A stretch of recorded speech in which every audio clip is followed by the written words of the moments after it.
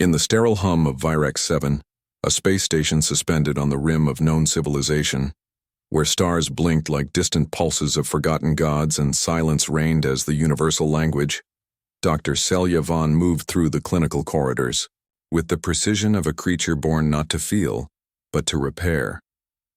She was Ilari, tall, luminous-skinned, with pale blue veins that shimmered beneath translucent flesh like moving rivers of data, her thoughts catalogued, her intentions calculated, and her purpose defined by algorithms etched into the memory of her race to heal, not to care, to restore, not to question, to treat all biological life as systems to be optimized.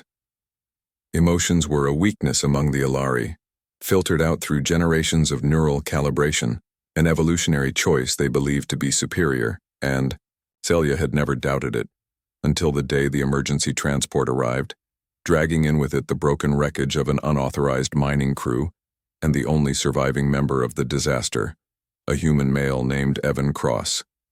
The name meant nothing to her at first. It was just a sequence, a designation attached to a body that had endured atmospheric collapse, fractured bone density, compromised lung capacity, ocular trauma, injuries that, to Celia, were as impersonal as code. She reviewed his vitals, as she would a schematic, her long fingers gliding across holographic projections of ribcage fractures, neural inflammation, and internal hemorrhaging. Her thoughts devoid of curiosity, only calculation. And yet when the surgical pod opened and she saw him for the first time, unconscious, blood drying in strange red streaks down the side of his scruffed jaw, eyelashes coated in dust, mouth slightly parted like he'd been trying to call for someone even in sleep. Something within her paused. She attributed it to anomaly. Humans were biologically expressive, she told herself. Their faces bore unnecessary emotion. Their bodies overreacted to stimuli. And still, her hands trembled, slightly as she began the reconstruction sequence. The days that followed were routine in structure but increasingly unfamiliar in sensation. Evan regained consciousness slowly, his first words a broken, "Where am I?" rasped through cracked lips as Celia monitored his neural readouts. She did not reply at first, only observed, recording his vitals, noting the erratic spike in heart rate. "You are aboard a medical facility," she said eventually, her voice void of inflection, and his eyes met hers with a kind of exhaustion that was almost violent in its honesty. "You're not human," he murmured, more a breath than a statement, and she tilted her head in affirmation. "No, I am a Ilari." He gave a short, dry laugh that quickly turned into a cough. "Figures. I finally get saved, and it's by a species that looks like it stepped out of a dream and talks like a spreadsheet." Celia blinked. She didn't understand the reference, but his sarcasm registered as a linguistic defense mechanism, common among traumatized humans. She noted it in her log. But then he looked at her again. Not with fear, not with awe, but with the raw, ragged gaze of someone who had nothing left to lose, and for reasons she could not define. She found herself thinking about that expression long after she'd left the room. Over the next rotations, her role was clear: monitor his healing, administer regenerative therapy, perform neuroalignment scans, and report progress to the council. But the routine began to fray. Evan asked questions, not about his condition, but about her. "Do you even have a name?" "Celia Vaughn," she replied. "Sounds like a violin chord," he said. "What's a violin?" she asked. And so he told her. About music, about Earth, about colors that didn't exist in her visual spectrum, like the deep orange of a sunset sky or the green of rain-wet grass. He spoke of warmth, of seasons, of dogs and laughter and broken bones healed not just by doctors but by time and memory and love. She should have stopped him, should have redirected the conversation to medically relevant topics, but she didn't. Instead, she began to ask him things: what fear felt like, what sorrow tasted like, what it meant to miss someone. "You're not supposed to ask that, are you?" he said one night, staring at the metallic ceiling from his recovery bed. "Your voice changes when you ask questions like that." "I do not have a voice variation," she said. Liar. He smiled, eyes half closed. You sound gentler. That word stuck in her. Gentler. A human descriptor with no exact translation in Ilari dialect. She ran it through her internal language matrix. Gentle, soft, kind, careful. Not calculated, not efficient, not Ilari. Still, she didn't correct him. It was during the sensory rehabilitation phase that things truly changed. Evan's nerve damage had begun to repair, but the procedure caused sharp waves of phantom pain as the bioconduits reconnected. He screamed during the first session, a raw guttural sound that echoed off the chamber walls and into the marrow of Celia's being like a pulse she couldn't silence. She reached for the console, increased sedative dosage, reset the threshold, all the correct responses, but her hands shook. Ilari, do not shake. Ilari, do not fear sound. Ilari, do not feel helpless. And yet she stared at him, biting down on pain, trying to smile through it, and something inside her buckled. She left the room without logging the rest of the session. She stood in the empty observation hall, breathing patterns disrupted, data streams blinking like warning lights. She looked out into the blackness of space, vast, uncaring, logical, and whispered something she had never said before. Why does it hurt me to see him hurting? There was no answer, just the low hum of Virex 7 and the echo of a question that had no scientific value but infinite meaning. From that day, she stopped monitoring him like a patient. She began to listen, not just to his words but to the silence between them. She began to recognize his moods by the way he blinked, by the way he flexed the fingers on his left hand when he was annoyed, or tapped his foot twice when he was trying to hide a memory. She adjusted treatments not by chart, but by intuition. She stayed longer, asked more, answered more. And when he smiled, truly smiled, for the first time she felt something break open in her chest, like a star collapsing in reverse, like light finding a way through skin. She didn't log that moment. She kept it, quiet, sacred. And somewhere deep inside, she knew the parameters of her life had already shifted, and she would never be able to unfeel what she felt now. She, Celia Vaughn, a surgeon of the Ilari, bred, for reason and sterilized against emotion, had begun to fall in love with her patient. And though she had no word for it, no definition approved by counsel or logic or law, the feeling was there.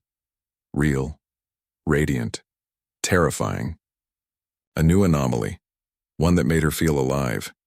There is a difference between looking and seeing, and Celia Vaughn was beginning to learn it not from textbooks or Ilari neural instruction, but from the presence of a man who should have been nothing, more than a file in her databank, a body beneath her scanner, a variable in a diagnostic simulation. And yet, Evan Cross had become something else entirely, a presence that shifted the way time moved in the corridors, that bent the sterile white light of the ward into something softer whenever he looked at her, that made the air hum with a strange weight. She had no vocabulary for, but could feel settle into her like stardust in her veins. At first, she told herself it was intellectual interest, a scientist's fascination, a physician's ethical obligation to understand her subject beyond the surface. And yet, each day she returned to his chamber. Her hands lingered near his before checking his vitals. Her voice softened when calling his name, and the sterile boundaries between doctor and patient began to blur like heat through glass. He was healing, slowly, visibly. But Celia knew his scars ran deeper than his bones. Evan had lived through loss, his team, his world, even the sound of familiar voices. And though his body recovered, there were nights he still woke gasping, eyes wide with images she could not see, whispering names she did not recognize. She did not ask who they were, not yet. But she sat beside him in silence when those nights came, letting the rhythm of his breathing steady against hers until his eyes found her in the dark. And he murmured, not as a patient, not as a subject, but as something fragile and raw. Still here?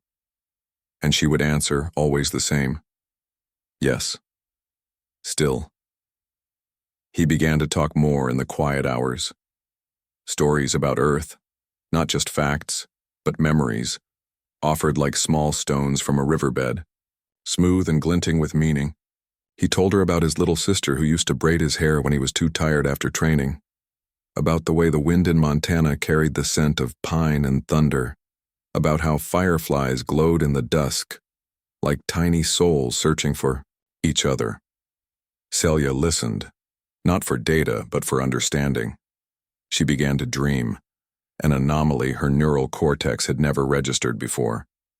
Dreams filled with unfamiliar colors, with laughter she had never known, with a warmth that made her wake with her fingers curled toward an absence she didn't know how to name. She didn't tell anyone, not her superiors, not the internal report system that monitored deviation. It was hers, private and pulsing, like a second heartbeat. One afternoon, while recalibrating the sensitivity matrix in his nerve sheath, she brushed her fingers along the inside of his wrist and he laughed, sharp and surprised. "That tickled," he said, smiling, and she tilted her head. "Tickled?" "Yeah," he said. "You don't know that?"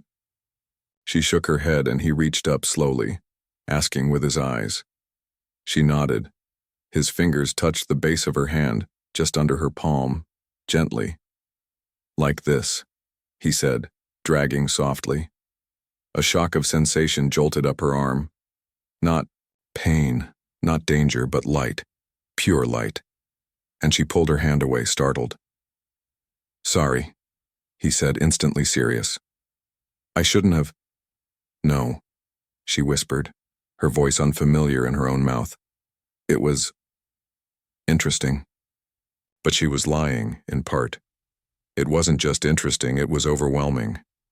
Her hands remembered that touch for days. She found herself sitting alone in her quarters, tracing her own skin as if trying to replicate it, understand it. The council would have considered it emotional contamination. She considered it awakening.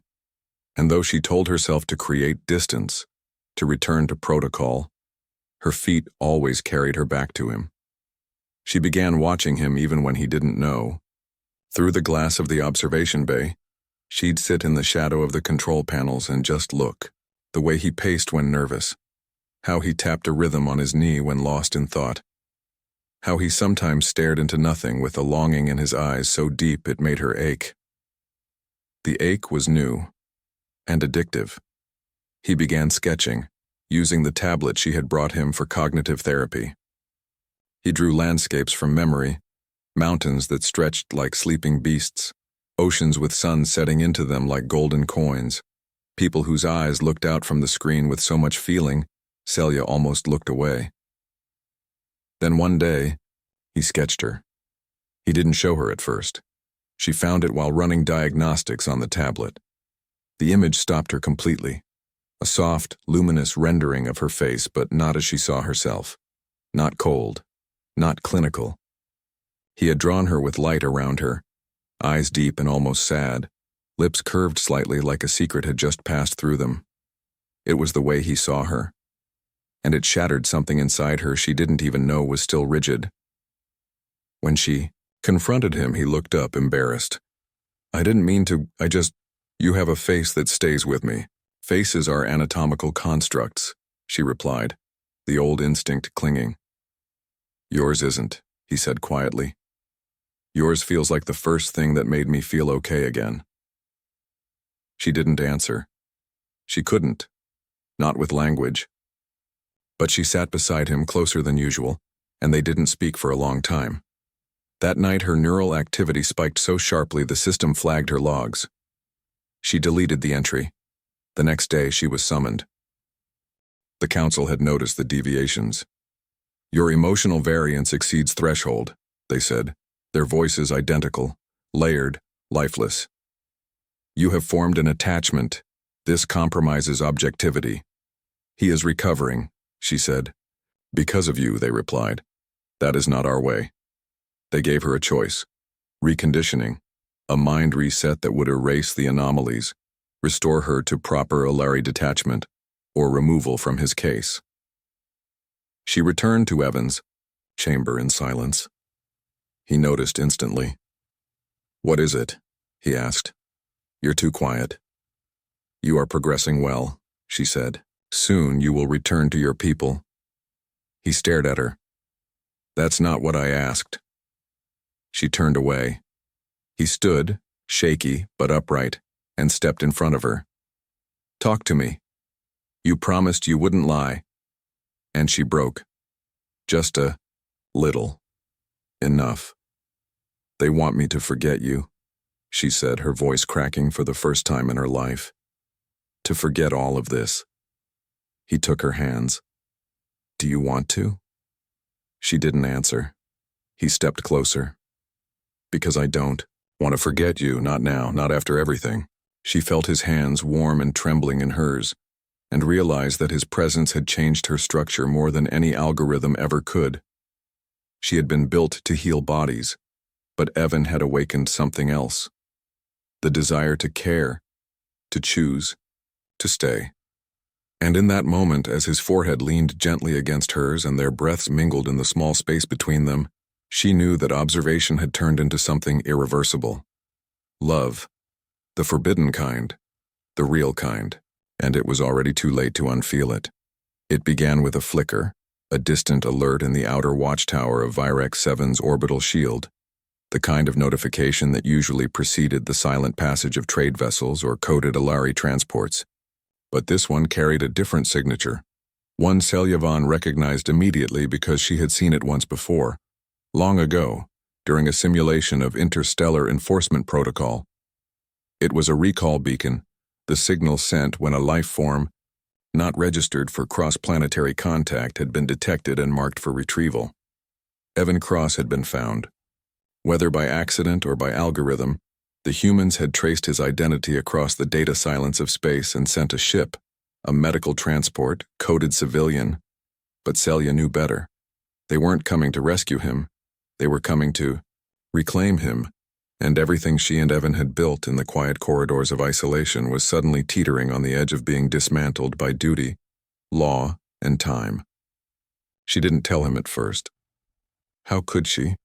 When his smile had just begun to return without effort, when he was walking without trembling, when he was sketching again, and now sketching her in motion, laughter caught mid-breath, head tilted, in a way she didn't know she did until she saw it through his eyes.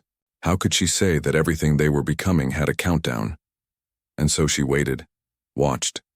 But silence has a weight, and Evan was learning to read her the way she once read neural patterns.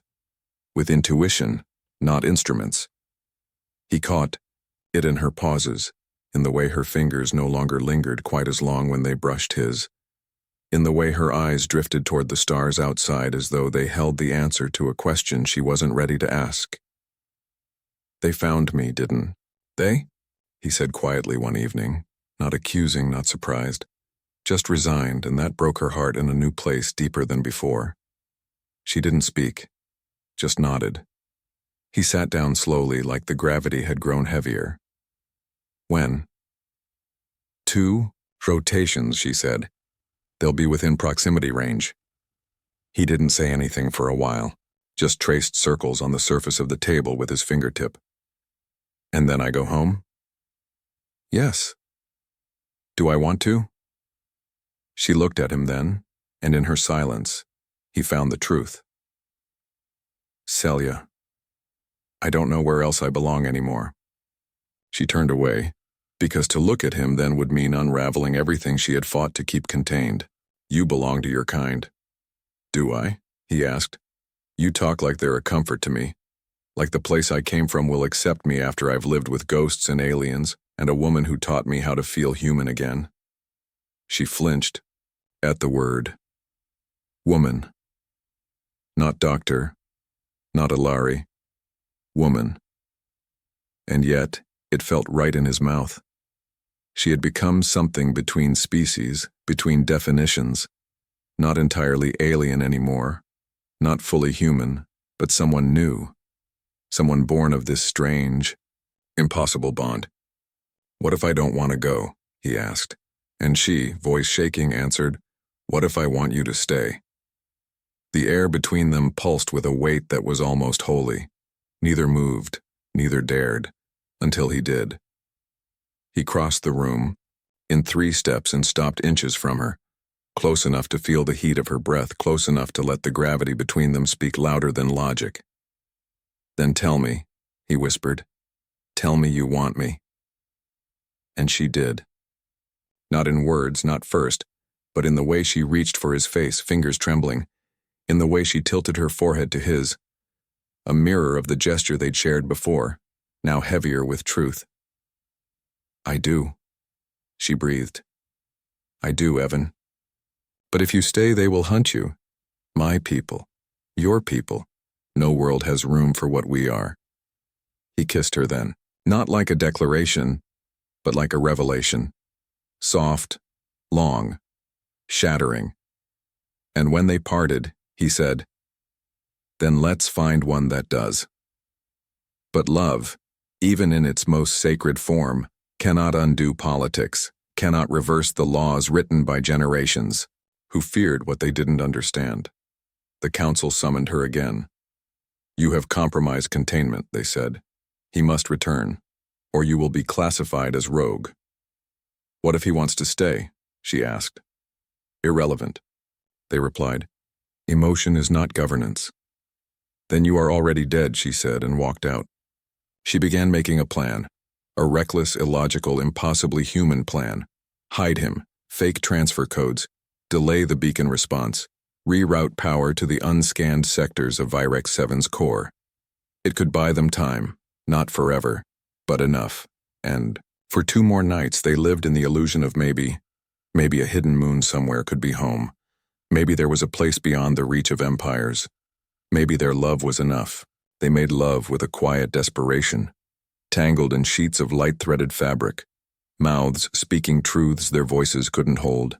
And afterward, she would lay with her head on his chest, listening to his heartbeat like it was a song written just for her. But on the 3rd night, the recall beacon docked early. Not 2 rotations. 1. It came in silence, masked, unmanned but relentless, and its orders were absolute. Celia received the override message at 300 hours. Subject: will be retrieved at dawn. Resistance will result in termination. She stood in the dark, hands shaking, eyes closed. She could flee, take him, go rogue. But to do so meant exile, meant being hunted, meant living with the constant threat of destruction. And worse, it meant Evan would never be safe. He would always be a fugitive. "You have to go," she told him. And he knew. Somehow he already knew. "Don't do this," he said. "Ani, please." "I can't lose you," she whispered. "Not like this." "Then come with me." "I can't," she said. "They've coded me into this place. My body is part of the station now. I leave, I die." Silence again. Not empty. Full of everything they couldn't change. He took her face in his hands. "Then I will go," he said. "But I will carry you. Every breath, every night. I will see you in the stars." She kissed him one last time, and it was a goodbye wrapped in a promise. When the recall ship opened its doors, he turned back, once, just once, and saw her standing in the glow of the docking bay, not crying but shining, as if her body, her entire being, was breaking open with light. He didn't wave, didn't speak, just looked. And then the doors closed, and the sky, for both of them, became emptier than before. Time moved differently after he left, not slower, not faster, but hollow, like a rhythm with no melody, a day with no sky. Celia Vaughn returned to her duties with the precision expected of her, every motion calibrated, every command executed without fault. Yet beneath the surface of each gesture, she carried a silence that had weight and shape, the kind of silence that speaks only to those who have loved deeply and lost without ceremony. No one asked about him. The council had sealed the records. The others averted their eyes when she passed. Her scans were normal, her neural activity within acceptable range, and still, nothing felt right. It was as if her entire body had been reset, but her soul, that forbidden, unspoken piece of her, remained unmodified, untouched. aching. She tried to dream again, to return to the sterile peace of logic, but every attempt brought fragments of him. The curve of his smile, the warm cadence of his voice when he said her name like it meant something more than sound, the way his hand had felt in hers, imperfect and trembling, but real. Her hands remembered what her mind was forbidden to revisit. She'd run her fingers over cold surfaces just to simulate the warmth of his skin. And every now and then, alone in the dim light of her quarters, she'd find herself whispering, "Evan." Like the name itself might conjure him from memory into matter. But he never came. The stars remained distant, quiet. Occasionally she would turn to the glass observatory deck and trace the sky, eyes scanning the deep black for a ship that might have no reason to return. Yet she hoped, not in the way of fools, but in the way of lovers. Quiet, constant, against reason. Meanwhile, on Earth, Evan found himself surrounded by everything he used to miss: the open sky, the taste of rain, the scent of grass after storms, familiar faces grown older. They told him he was lucky to be alive, that he had survived something unimaginable. They called him a miracle. But Evan knew the truth. He was not whole. He was half of something greater, torn from its counterpart. In the nights when everything was quiet, he would sketch her again, not from memory but from feeling. He drew her face in starlight, her eyes watching a future that could never be, her hands reaching out through glass and time. In his dreams, he heard her voice, calm, curious, full of wonder she never admitted aloud. He imagined her still on the station, alone, pretending not to miss him, doing what she believed was best. They had not spoken since the day the ship reclaimed him. There had been no channel, no message, just silence. But one evening, in a fit of impossible need, he found himself digging through classified data, old codes he wasn't supposed to retain. He broke protocol. He searched for her. There was nothing, not a trace, as if she had never existed. And yet he knew. She was out there, not lost, just beyond. Back on Virex 7, Celia finally made a choice. Quietly, carefully she entered the memorial chamber where only one request was permitted per Alari cycle. A single emotional imprint could be archived, stored not for research, but remembrance. She placed her hand against the crystal interface, and when prompted for her memory, she spoke softly. Evan Cross. The system hesitated. Emotional variance exceeded. Authorization denied. Override, she said. Dr. Celia Vaughn. Personal request. A long pause. Then, memory accepted. She uploaded everything, not data, but sensation. The feel of his laughter under her palms, the sound of his breath at midnight, the heat of his goodbye kiss, the weight of the words, stay and go, and most of all, the way her heart had changed shape in his presence. It took 13 minutes. When it was done, she withdrew her hand. A glowing thread of light pulsed once, storing what could not be erased. Her superiors would never know. But she did. She carried that moment like a secret flame. And somewhere, across galaxies, Evan woke from sleep with his chest burning, as if someone had just said his name aloud in a voice the stars still remembered. Time passed. Not as healing, but as distance. Both lived as people do. He returned to medicine, but never called himself doctor again. She continued her work, but never took another patient under her care. They loved in absence. They grew in longing. And yet both knew, deep in the cells of their bones, that what they shared was not a mistake. It was not a breach. It was a truth bigger than any species, stronger than any system.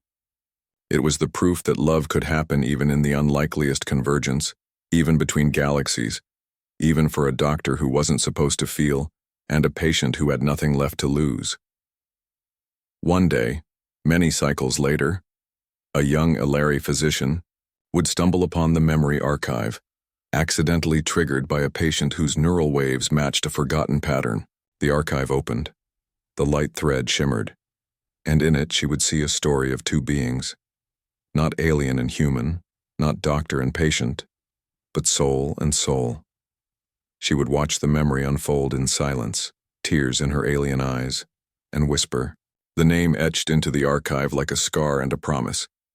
Evan Cross. And somewhere in another life beneath another sky, perhaps Evan too would feel it. A warmth in his chest, a tug in his heart, like someone he once loved had said goodbye. Again. But softer this time, without pain, just memory. And just like that, the story would live on. Not in the stars, but in them.